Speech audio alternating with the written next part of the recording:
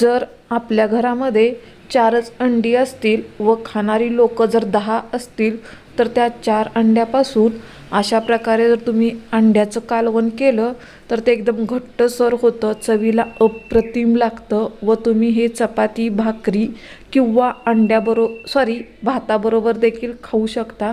तर चला रेसिपी पूर्ण बघूया. आता मी ते काय केलं आहे, मी शिजवून 4 अंडी घेतलीत व ती किसून घेतली आहेत. शक्यतो किसणीने किसून घ्या, तुम्ही नंतर एखाद्या वेळेला हाताने ते असं चुरू शकता. तुम्ही बघू शकता अशा प्रकारे मी आता किसून घेतलेत. ही अंड्याची रेसिपी जर तुम्ही केली तर तुमच्या न आवडणारे मुलं देखील ही रेसिपी नक्कीच आवडीनं खातील आणि एक चपाती जादा खातील. तर आता ही किसून मी घेतलेली आहेत अंडी, 4 अंडी आहेत. आता इथं मी गॅसवरती लोखंडी कढई गरम करण्यासाठी ठेवली आहे. शक्यतो लोखंडी कढईत करा, याच्याने याची चव खूप छान आणि अशी वेगळी लागते. तुम्ही ही लोखंडी कढई असल्यामुळे त्याला मी जादा घासली जात नाही, फक्त साबण लावून धुवून ठेवत असते. आता इथं आपल्याला शक्यतो तेल थोडंसं जादाच घ्या. आता इथं मी आपल्या पोह्याच्या चमच्याने 3 चमचे किंवा 3 छोटी पळी तेल टाकून घेत आहे. तेल टाकल्यानंतर आता याच्यात सुरुवातीला आपल्याला थोडेसे जिरे टाकायचे. शक्यतो अंडी मटणाच्या ह्याच्यात टाकत नसतात, खरं ह्या भाजीसाठी टाकावं लागते. आता थोडेसे जिरे टाकलेत. जिरे छान असे तडतडू द्यायचे. तुम्ही बघू शकता आपले जिरे छान असे तडतडलेत. आता त्याच्यात मी मीडियम साईजचा एक कांदा चिरून घेतला आहे, तो टाकून घ्यायचा. झटकीपट फक्त 5 मिनिटात ही भाजी होते. मला कोणतंही वाटण करायची गरज नाही, काही नाही, एकदम साधी सोपी पद्धत आहे. आता आपल्याला कांदा मात्र हलकासा सोनेरी कलर येईपर्यंत भाजून घ्यायचा आहे. साधारण 3 मिनिट लागतील आपला कांदा भाजण्यासाठी. तुम्ही बघू शकता आपला कांद्याचा कलर बदलला गेला आहे, असं थोडासा सॉफ्ट असं झाला आहे. आता याच्यामध्ये आपण 2 मीडियम साईजचे पिकलेले टोमॅटो मी टाकते. शक्यतो टोमॅटो पिकलेलेच घ्या. टोमॅटो पण आपल्याला पूर्ण असं एकजीव होईपर्यंत भाजून घ्यायचा आहे कांदा टोमॅटो. त्याच्यासाठी आपण याच्यात फक्त कांदा टोमॅटो जर लागतं तेवढंच मीठ टाकून घेऊया, नंतर मिठाचा अंदाज चुकू शकतो. मीठ टाकल्यामुळे काय होतं, लवकर भाजलं जातं व चांगलं मिक्स होतं.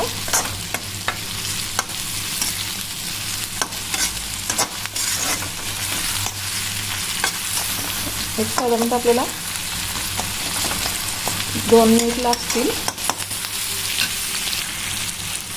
आपण बघू शकता आपला कांदा टोमॅटो छान असा शिजला गेला आहे आणि असं मऊ पण झाला आहे. दाबल्यानंतर लगेचच असा कट होतो.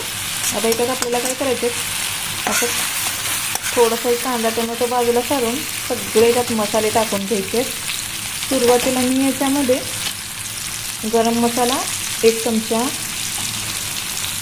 नंतर हळद थोडीशी,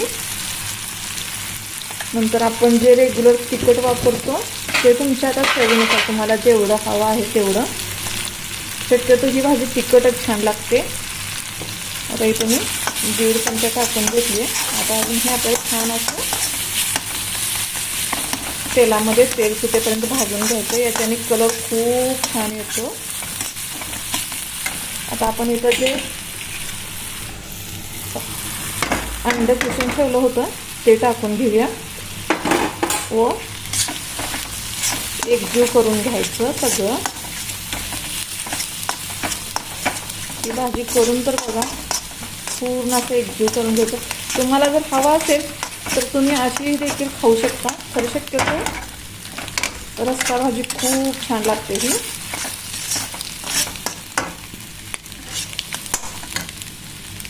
हे छान असं मिक्स झाले. आता आपण याच्यात तुम्हाला हवं तेवढं पाणी टाकून घ्यायचं.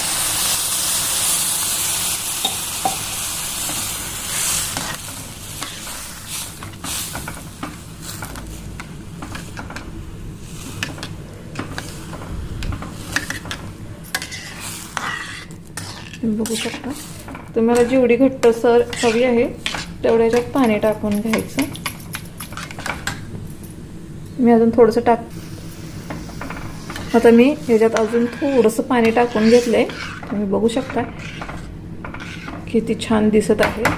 आता याच्यात आपण चवीनुसार मीठ टाकून घेऊया. लक्षात ठेवा, आधी थोडंसं मीठ टाकलं होतं. आणि कोथिंबीर, भरपूर अशी कोथिंबीर टाकून घेऊया. थोडंसं लिंबू पिळून घेऊया. याच्याने चव आहे अशी राहते, अजिबात बदलत नाही. तुम्ही बघू शकता ही ज्यादा घट्टही नाही व ज्यादा पातळही नाही. आता साधारणतः आपल्याला एक 5 ते 7 मिनिट छान अशी उकळी येऊ द्यायची. नंतर असे ही एकजीव होते. त्याला छान अशी उकळी येऊ देऊया. मीडियम गॅसवरती उकळी येऊ द्यायची.